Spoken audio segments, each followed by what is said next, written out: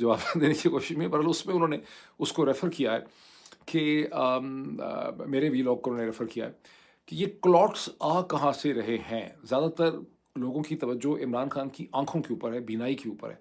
लेकिन ये क्लॉट जो इमरान खान की आँख में जाके जिसने ऑक्लूज़न की है और उनकी वीनस ब्लड सप्लाई को रोका है, ये क्लॉट्स अगर दिल में जाके फँसेंगे तो हार्ट अटैक या मायोकार्डियल इन्फार्क्शन हो सकती है।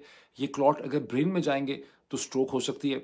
और दोनों सूरतों में इमरान खान की खुदा न खास्ता, खुदा न खास्ता, खुदा न खास्ता उनकी डेथ भी हो सकती है। तो ये क्लॉट्स बड़े डेंजरस हैं और एक कंप्लीट ब्लड वेस्कुलेचर और ब्लड वेसल का एग्ज़ामिनेशन चाहिए एक टर्शियरी केयर हॉस्पिटल में, ताकि ये डिटरमिन किया जा सके कि former prime minister Pakistan Imran Khan के ब्लड वेसल जो उनका आर्टीरियल सिस्टम है, उसकी क्या सूरत हाल है और ये कहाँ से क्लॉट फॉर्मेशन जो है वो हो रही है। अब इमरान खान ना सिर्फ एक इम्पॉर्टेंट शख्स रहे हैं पाकिस्तान के, एक एथलीट रहे हैं, सेलिब्रिटी रहे हैं, एक पॉलिटिकल पार्टी के फाउंडर रहे हैं, एक मेजर ऑपोजिशन लीडर रहे हैं, बल्कि तकरीबन पौने 4 बरस पाकिस्तान के प्राइम मिनिस्टर भी रहे हैं। तो मेरा ये ख्याल है कि यकीनी तौर पे ऐसे मेडिकल रिकॉर्ड्स उनके एग्जिस्ट करते होंगे, जहाँ उनकी कभी न किसी स्टेज के ऊपर एंजियोग्राफी हुई होगी।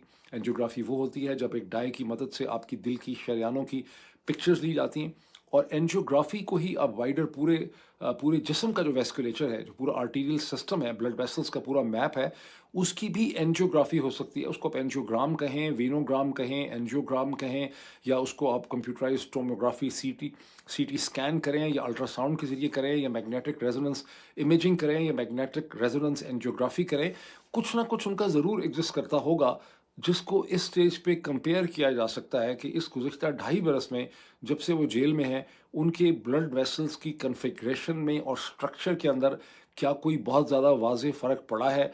कहाँ पड़ा है? किस हिस्से में पड़ा है और क्यों पड़ा? अब चूँकि मैंने पिछले व्लॉग में ये कहा था कि वो जेल में उन लोगों के कंट्रोल में है, जिन्होंने उन्हें कत्ल करने की भी कोशिश की थी, और वो उनकी खुराक में कुछ भी ऐड कर सकते हैं। उसके बाद से मैंने देखा कि बहुत से लोगों ने सोशल मीडिया में लफ़्ज़ पॉइज़न इस्तेमाल किया है। पॉइज़न आप किसी भी चीज़ को कह सकते हैं, कोई भी चीज़ पॉइज़न हो सकती है। ज़रूरत से बढ़ी हुई ऑक्सीजन भी पॉइज़न हो सकती है, पानी में आपको फेंक दिया रहा है तो पानी भी पॉइज़न हो सकता है। लेकिन मेरा मतलब कहने का ये था कि कोई भी ऐसा केमिकल ऐड किया जा सकता है, जिससे कि उनकी लिपिड प्रोफ़ाइल जो है, वो ऊपर-नीचे हो जाए या ख़राब हो जाए, बहुत तरीके से। और एक बहुत मशहूर नॉवल है 1983 का, डॉक्टर रॉबिन कुक जिनकी डेथ हो गई है, मेरा ख़्याल है वो मैसाचुसेट्स जनरल हॉस्पिटल से ताल्लुक़ रखते थे, उन्होंने बहुत किताबें लिखी हैं। कॉमा उनका मशहूर नॉवल था जिसके ऊपर फ़िल्म भी बनी थी।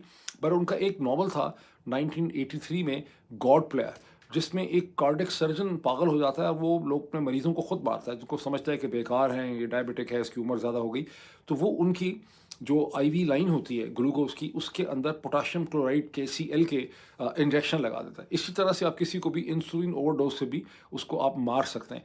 तो किसी भी चीज़ को पॉइज़न के तौर पे इस्तेमाल किया जा सकता है, अगर इस्तेमाल करने वाले को पता हो कि वो उसके क्या रिज़ल्ट्स जो है वो हासिल करना चाहता है। तो ये वो चीज़ है जिसको इन्वेस्टिगेट करने की इस स्टेज के ऊपर बहुत ज़्यादा ज़रूरत है।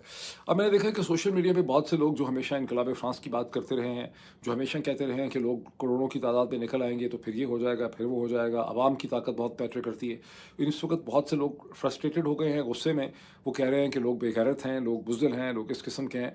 असल में जो चीज़ जिसको मैं समझता हूँ कि चूँकि इस वीलॉग का मकसद ही होता है कि हम चीज़ों को क्लैरिफ़ाई करें।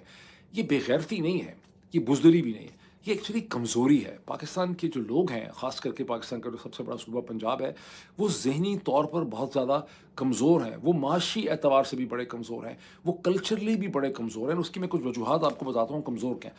सबसे बड़ी जो वजह है, वो ये है कि पाकिस्तान का जो रियासत का ढांचा है, उसमें सेंट्रलाइजेशन बहुत ज़्यादा है। हमने हमेशा सेंट्रलाइजेशन को एक रियासत की ताकत से मंसूब किया है, और फ़ौज के इदारे ने पाकिस्तान के अंदर बहुत ज़्यादा सेंट्रल कंट्रोल जो है एक्सरसाइज किया। यानी फ़ौज पुलिस को भी कंट्रोल करती है, वो कस्टम को भी कंट्रोल करती है, वो पैरामिलिट्रीज़ को भी कंट्रोल करती है, वो